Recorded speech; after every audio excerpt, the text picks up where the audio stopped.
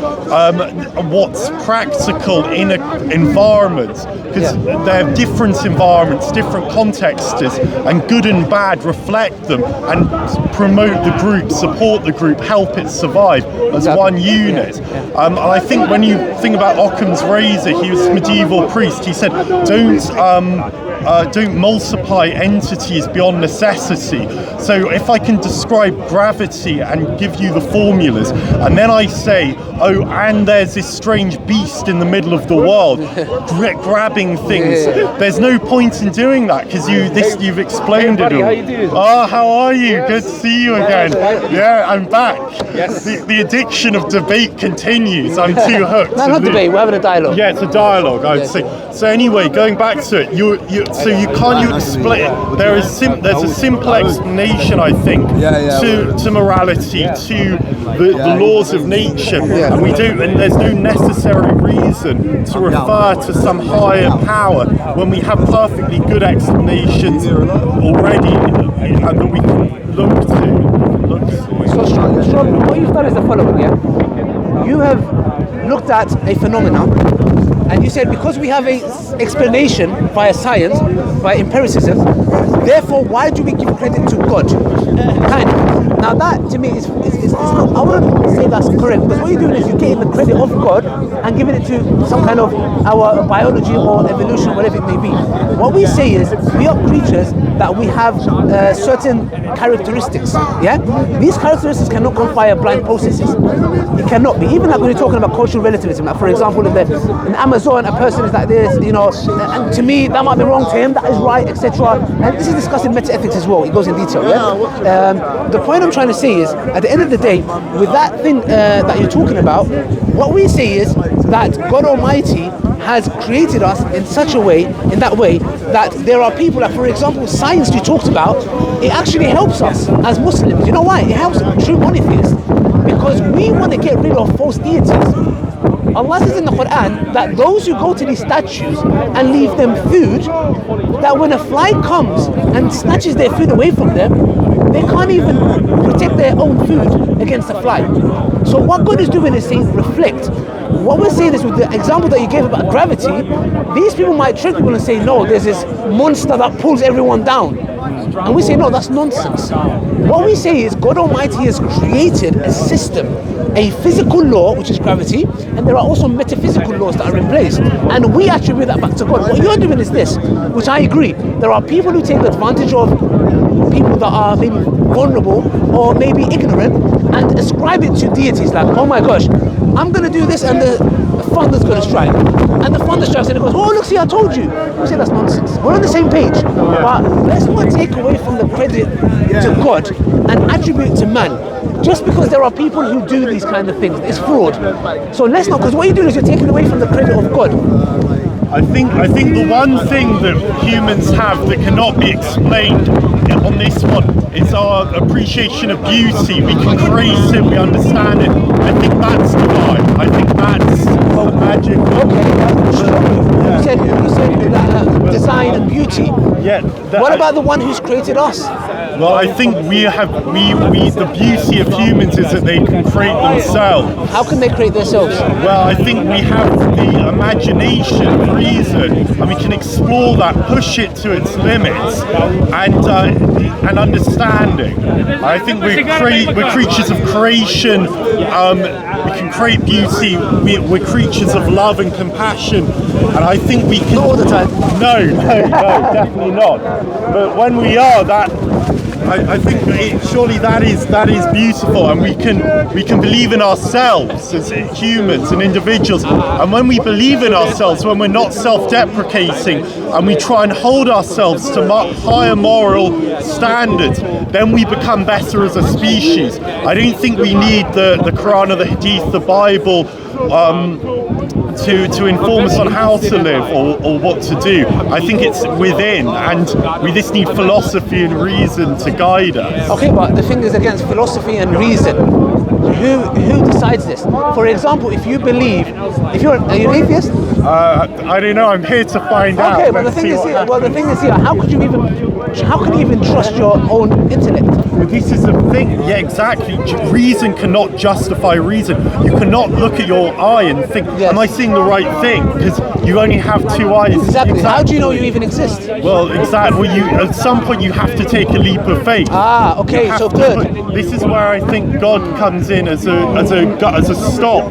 Because otherwise you just go down and go, what if, and it's an infinite regression. Exactly. And you don't know anything. Well, exactly. So there has to be a foundation. Exactly. That foundation to us is God, because you said you have to take a leap of faith, because otherwise you're going to go into like, who's that who said, I exist, therefore I am? Descartes. Yes. So the point is this.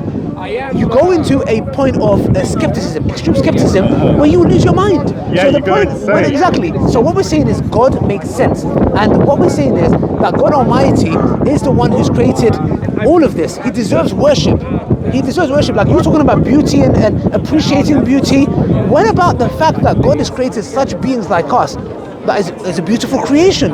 How could we not give that credit and admire that, and we give it to some kind of a random agent, energy, or we just give that to us is the highest form of injustice towards God Almighty and ingratitude. We look at planes and the way planes work, and we admire them. We call them beautiful. We thank the person that made it, that helped us to travel to another country, to the other side of the globe in hours when it took us months and years. How is it that we do not use the same analogy, or we don't use the same appreciation and gratitude to the very creator that gave him that intellect to make that aeroplane? Well, I think the aeroplane's obviously a combination of metal and wires, glass, and other things. I'm not an aero. But I would say that humans, obviously, we're conscious. We're not like any other creatures. We're unique. I think, perhaps there is room to believe. You have to somehow understand why we can converse like this. Why we can converse like this. And it might be God. I don't know. What I would say is, why not refer to anything else, like a false idol, some golden spirit with teeth? I don't know how. I don't know if it's any more true to believe in some strange teeth clawing devil than it is to believe in Allah. We can't, because the thing that you're talking about falls back to the thing that you said about an individual talking about gravity and calling it some kind of a monster. You're doing the same thing. What you're doing is you're going back to, why can it not be this monster that has sharp teeth? We say that is a creation. The creator has to be self-sufficient. That thing is not self-sufficient because it was made by somebody. That statue, that idol, that gives it that sharp teeth, or its characteristics of the way it looks. But I believe that Islam was a religion that was created from humans. I don't think. No. That's I think it's the same thing. I think this golden idol. No, I'm not talking about Islam. I'm talking about God. Okay. I'm not talking about religion yet. Yeah. Okay. God. That's so. Can we accept that God has to be self-sufficient? The creator. Yeah, the creator. I think the creator is, but I think we have created him. No. You're saying, okay, how can we create him? I think we are the creature. I think we're not made in his image. He's made in our image. No, exactly. So, one second. Let's take this one second, yeah? So what I'm trying to say is the following, yeah? What I'm saying is this, yeah? Very simple, okay? We know, for example, that there are dependent things, right? That cup is dependent, right? Okay. Dependent on what? Something on other materials. Yeah. On atoms, quarks. Exactly. That kind of. Could have been another way. Well, also manufacturers, it's shit. I hate Fred, but I don't know. I don't know. Yeah, like, what do you mean by that? Okay, let me break it down for you. There's three types of existence. There's possible existence, there's necessary existence, and there is impossible existence. Okay. And impossible existence is, can we have a triangle circle? Yeah, okay, I understand. Okay, yes. Can we have a triangle circle? No, obviously not. So we take that out. So that's an impossible existence. Never going to happen. Okay, then we have possible existence. Possible existence are things that are composed of pieces, can be any other way, and that are dependent. Yeah, and they are not self-sufficient. Yeah? Now, we are dependent. In our universe is dependent. Yeah? Now, therefore, yes.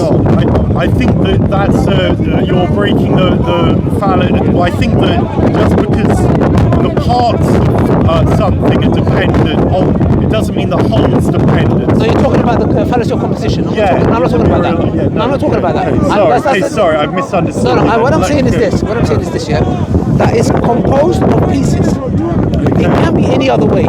This cup could have not been a cup. It could have ceased to exist. Our universe could have been another way. Like, for example, why is there existence rather than non-existence? That is of course the question. But I think that you have to. It's hard language. When you try and describe what's outside the universe, it breaks down because there's no time, there's no space. There can be no cause and effect. No problem. So no problem. Can't you just say the universe has always existed? Not refer to God? Okay, but I have not used the argument of cause and effect. No, I haven't. I'm talking about the argument of contingency. Okay. So I'm saying we have contingent beings within our universe. Yes. And anything that's composed of parts, that could be any other way, that is dependent, cannot exist on its own. It requires a necessary being that is not composed of pieces, that cannot be any other way, that is self-sufficient and independent. What I'm trying to say is you cannot have an infinite regress of dependent beings. You require a necessary being that is self-sufficient and independent that gave rise to these dependent contingent things. But why are we dependent? What evidence is there to suggest we are on dependence on? Can you survive without food? No. So you depend on? Of course, food. Okay, good. So these are things that are dependent. Bottles of champagne, maybe you won't be dependent on that. Right, so the point I'm trying to make is that you cannot have an infinite regress of dependent things. You require a necessary being that is self-sufficient and independent and not composed of pieces. Now, when I mean pieces, that's my evidence as I'm bringing forward, because otherwise you have two options. Like we said, there's impossible existence, which we talk. This is where I agree with you. I think that it's very strange. Something could not come of nothing. So at some point you do have to say there needs to be a God. There needs to be, a necessary being. Okay, necessary being. Yeah, let's use the right terminology. Because it does seem strange to me that there was somehow a primordial soup from which life sprung. I think there's some issues with this idea, but it seems more improbable even than to me that there was a God who brought a necessary being. No, there has to be.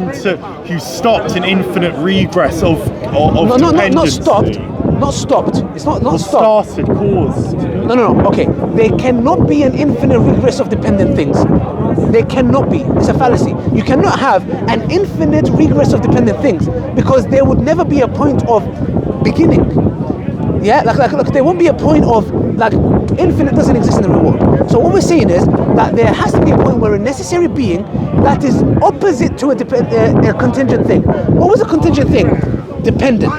It's dependent on something. It's composed of pieces. It can't be any other way. The necessary being is what? Independent, self-sufficient. It's not composed of pieces. But I'm saying there's an easier way to explain, to stop an infinite regression of How is it? Okay, how? I'm saying that I think you can say you have to take a leap of faith. We've agreed with that. And you're okay, saying, but the leap of faith you're taking is I think it's more. I'm not. Well, I mean, it's no more preposterous than yours. I mean, I could. Tell me why. Because I don't see any more reason to believe in a necessary being than to believe the universe is just a brute fact that's always existed. Why brute fact? Because brute fact is basically saying that's just how it is. Yes. And that to me is a gap of science of the gaps. It's like basically I can't answer it, and therefore I'm just going to say it's a brute fact. Can you imagine as a religious person if I came and said to you, you said to me, Ali, prove to me God exists, and I go, God is just a brute fact. Do you think that'd be an intellectual? Like, think about it. Imagine I said that to you. I mean, yes, I agree. I don't like it. I hate having to say it. Then why did you say it? Because I think it's less. I think it's more likely. How? Look, you're an intellectual. Yes, you're an intelligent person. But I've already said it's more, especially It's more likely because How? it's. I mean, you have so many different entities to choose from. Why this specific? No, but what did I say to you? Okay, the role as a necessary being. Yes. Okay, not religion excluded. Yes, a necessary being. I agree. It's probably, in fact, maybe it is more reasonable than this saying it's a brute fact the universe has always existed. You do need something to stop the infinite regrowth. No. You know when you said I'm saying to infer from a necessary being, to infer from this necessary logical, cork, you need then to say to create an entire religion from this necessary being. I think that's a mistake. I'm not talking about religion. Okay. I'm not talking about religion. Okay. I agree with you. One second. I agree with you. I think You that said- perhaps